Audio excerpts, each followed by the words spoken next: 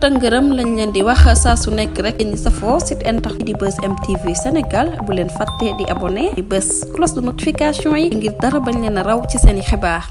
amati mbégte ak bànneex saa su nekk rek di ànd ak yéen ci seen chaîne bi di Buzz M TV Sénégal nuyu nañ leen bu baax jaajëfal leen ci ànd bi ak topp bi nga xamante ne rek dañu koy topp saa su ne di fi man di tataane xibaar yi. li ci gën a fës nag dañ koy doore xibaar yi bitim réew foofa ca diwaan bu Palestine nag ne nañu ab char bu armée israélienne daat ne bombardé ni ki tey ci talaata ji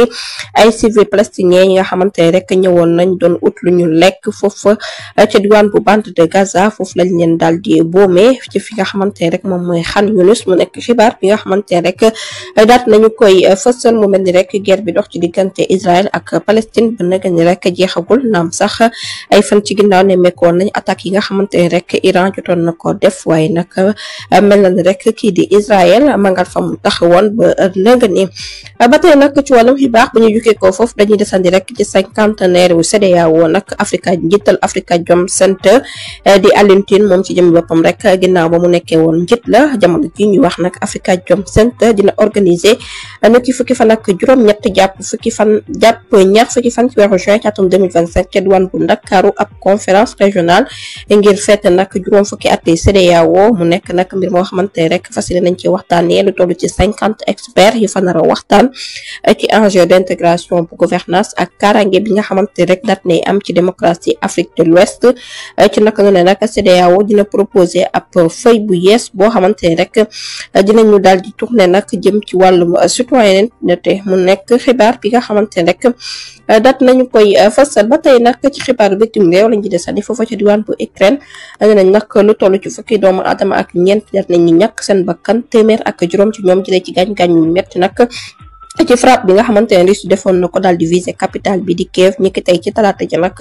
yemoo ko fukki fan ak juróom-ñaar ci weeru juin ci atum 2025 bilee ba tey nag ci wàllum xibaar bu ñu jugee ko foofu nag dañuy desandi rek ci xibaar international ki di François Fillon daat nañ koy reconnaître définitivement coupable ci li nga xamante ne rek jot na ko def ci ay emploi fictif ak soxnaam sile moom ci jëme boppam rek dinañ daal ñeenti ati kaso lañu ko daal di daanoon bu nekk nag en sursis ginnaaw nag 375 euros yoo xamante ne daal di war nañ ko koy amande ak juróomi at yoo xamante ne rek dina ko toog du liggéey peine bu nu mel nag daat nañ ci yokk benn atu kaso bi nga xamante ne rek ne nañu daal jot nañ ko annulé foofa ci kanamu cour de cassation bu nekk xibaar bi nga xamante ne rek daal nañu koy am ba tey nag ci wàllum xibaar bu ñu jógee ko foofu nag dañuy daal di desandi rek ci concours entrée en sixième bi nga xamante ne rek ne nañ gouvernement bu Sénégal daal nay def ab annonce nag ngir supprimer ko rek ci école yi maanaam daal boobule concours ñu duppee entrée en sixième ci atum 2026 bi nag dinañu ko dakkal mu nekk ay mesures yu ñu jël daal di koy boot ci respecter li loi ak obligation scolaire gratuite fii ak fukki at ak juróom-benn kii di ministre bi nag di Moustapha Guirassy daal ne insisté waat bu baax ci scolarité bi nga xamante ne rek ne nañu daal nañu ko continuer sans mu am rupture ci xale yi mu nekk xibaar bi nga xamante ne rek daal dinañu koy amal ba tey nag ci wàllum xibaar bu ñu jógee foofu dañuy desandi rek ci finance publique ministre bu ñu dénk wàllum finance ak budget daal dinay jël dogal nag ngir tuxal rek publication rapport trimestre yu exécution budgétaire mu nekk nag ñeenteelu trimestre ci atum 2024 jàpp premier trimestre bu 2025 ngir tontu exigence yi nga xamante ne rek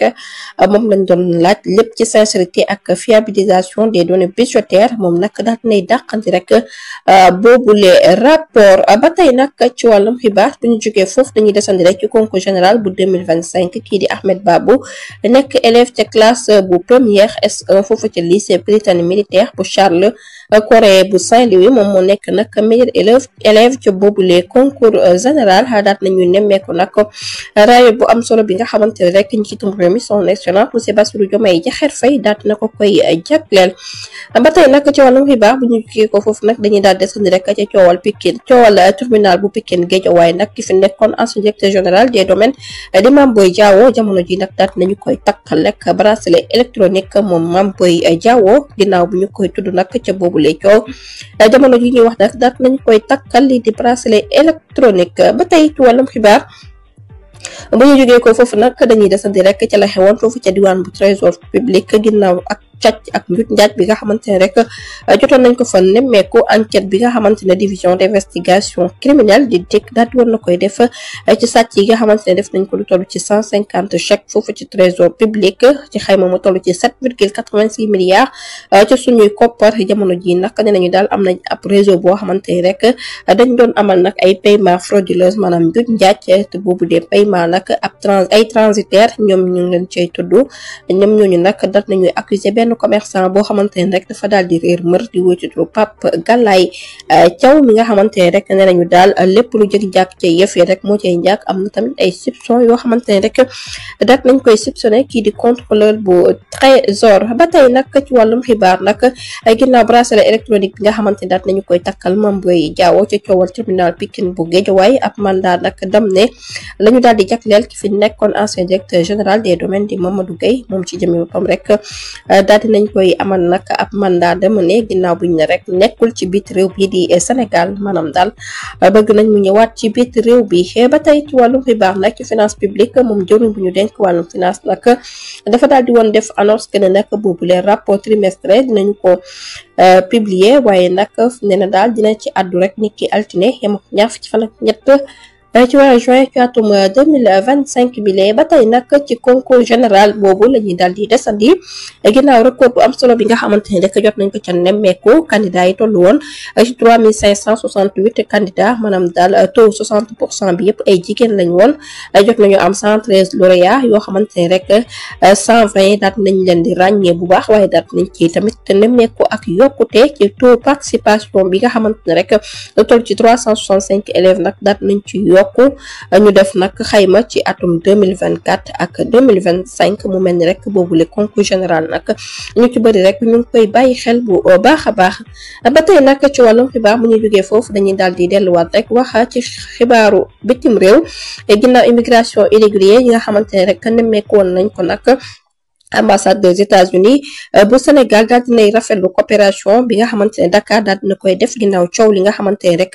moom moo daal di bootu nag ci wàññi ñi nga xamante ne rek ñoom ñooy immigré yi di dogal bi nga xamante ne kii di président bu États-Unis Donald Trump daal di woon na koy def daal dinay annoncé nag ab lancement application bu ñu di CBP on bi nga xamante ne rek dina yombal képp koo xamante ne dangaa bëgg a ñibbisi wala nga nekk ci situation yoo xamante ne rek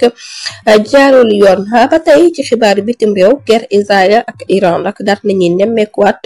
ab usine de pétrole bu mag bu nekk ca diwaan bu Haïfa daat nay tëj complètement li nga xamante ne rek moom mooy buntam ginnaaw attaque yi nga xamante ne rek ñu ngi koy dippee attaque iranienne. ba tey nag